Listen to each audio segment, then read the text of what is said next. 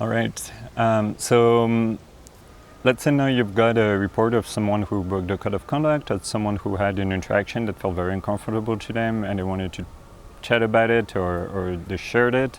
And that can take a lot of different forms. Maybe the first thing is that you have observed the behavior directly, or you've observed someone being uncomfortable in a situation, and you're not really sure what's going on, but you have a clue that maybe something went wrong. The second way that, in my experience, is the most common way that you get a report is through a third party. So someone had a conversation with their friend after an event, and they wanted to talk about it, and they had an uncomfortable experience. And then the friend comes to you and they say like, hey, my friend had a very uncomfortable experience here, maybe you should do something about it, or you should look into it. The third way that you can get a report is through your reporting system. So it can be through your online form, or someone came to have a conversation directly with you.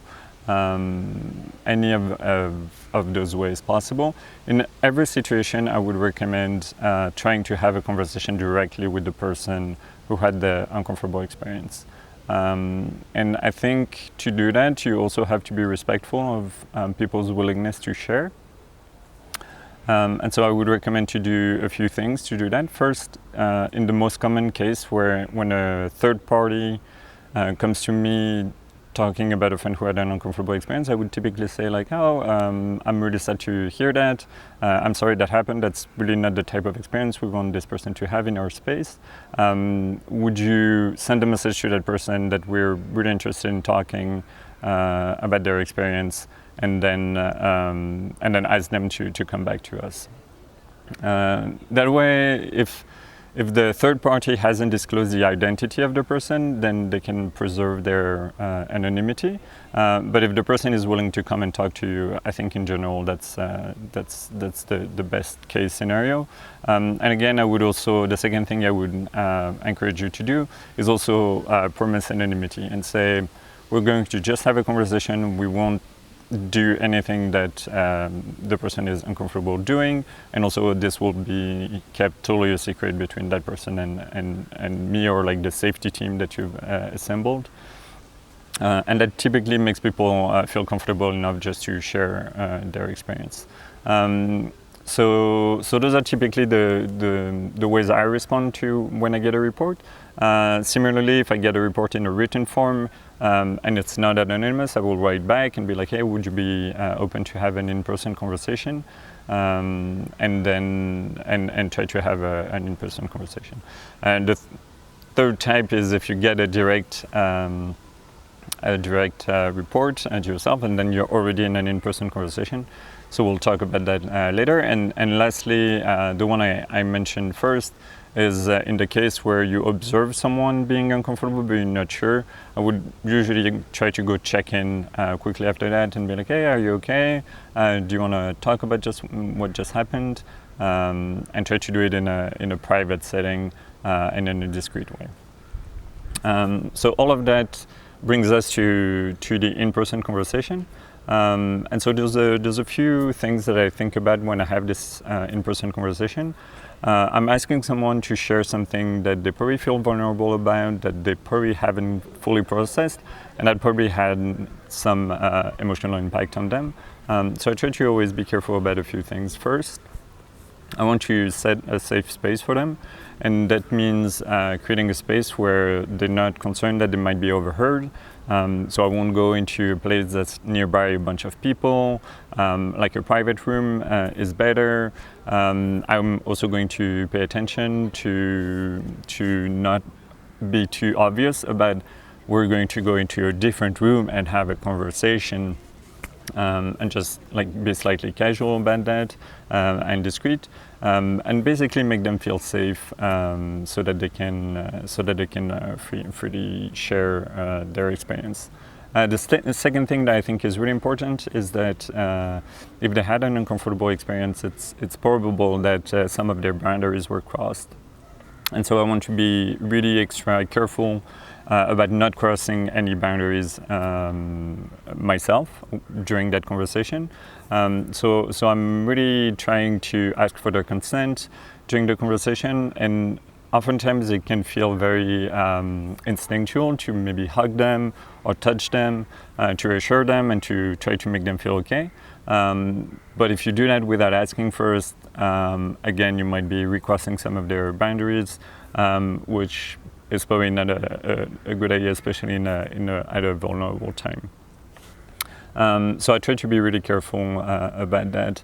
And then as soon as they try to share, I try to validate as much as possible their feeling. So the type of things I will say is that makes a lot of sense.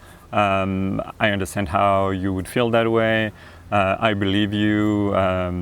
Yes, I've observed things like that. Or try to really validate the fact that they had an uncomfortable experience, and that you don't want them to have that uncomfortable experience in their space.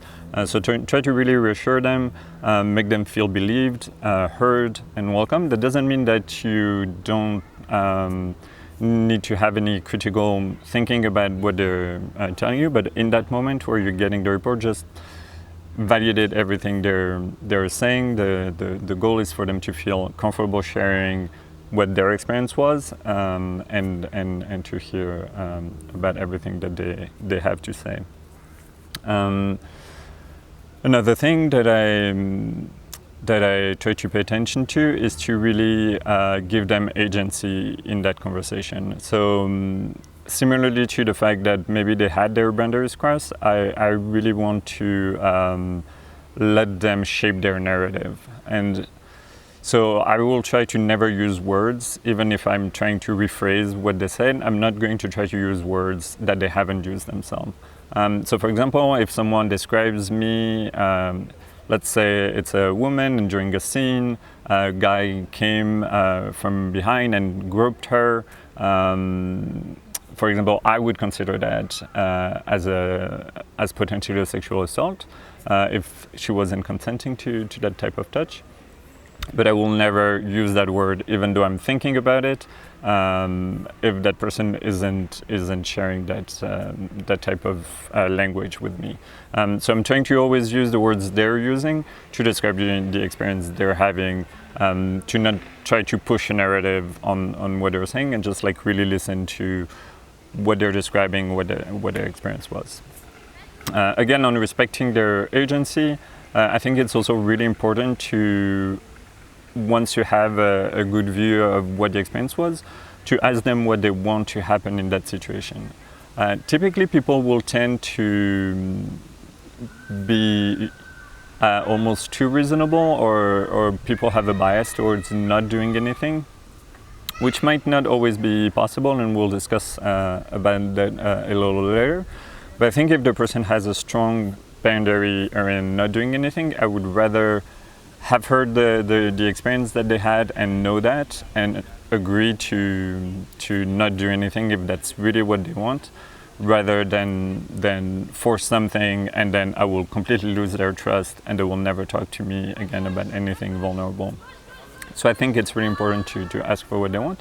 But also hearing what they want will probably give you a clue and solution about what can happen later and what you're going to do about the situation. So sometimes people just want to have a sincere apology from the person, and that can be really easy to arrange. Or they might want the person to be kicked out of the group, and that might be a little more complicated decision to make, but at least you know what they want and what would make them feel safer and repair the situation. And last thing, I believe that in most situations, when you have a conflict that hasn't taken a huge proportion and it was maybe a misunderstanding or somebody crossed the boundaries, but not in a way that was very like intentional or very grave, or that was like really traumatizing, then I think the best way to solve the situation is to have a conversation between the person who was uncomfortable and the person who made them feel uncomfortable. And in my personal opinion, I think it's best done if I'm just here as a backup and they lead the conversation. And so typically at the end of the conversation, I will ask, depending on the situation, how much they're willing to disclose and how much they're willing to do. And by that I mean maybe they want the conversation to be totally anonymous and secret. And that's fine. It will make my job a little harder because I cannot go see the person and tell them like, oh, you did this to this person and that made them feel uncomfortable, so please change your behavior. I will need to be a bit more indirect and not identify the person. So that's the trickiest way, and again, we'll talk about how to handle that. But I think, in my opinion, the best situation is if I can go with the person who was made feel uncomfortable and say like, hey, I would really like you to listen to this person, you made them feel uncomfortable and they have a few things to tell you.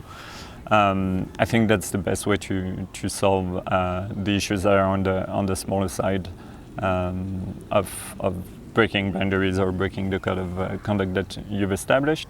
And it's also the most effective because you can have a real conversation, and that will help you repair and have people work together again.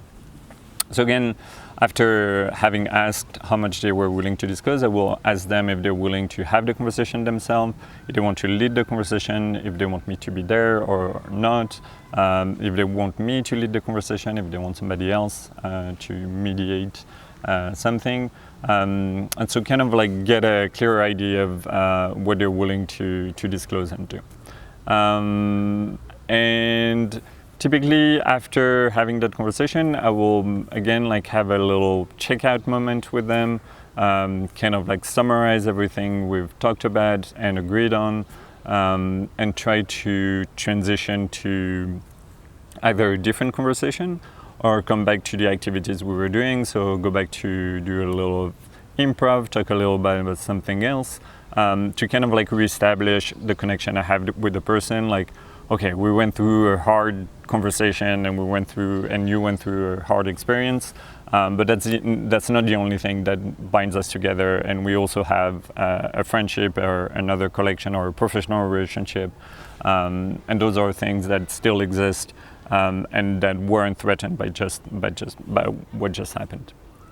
And that's it for having for receiving a report and having this type of conversation. Next, we'll move on to deciding what to do. So you've just received a report, and then what do you do with this? How do you make decision about what you're going to enforce and the decision you're going to make about the situation and how to enforce them?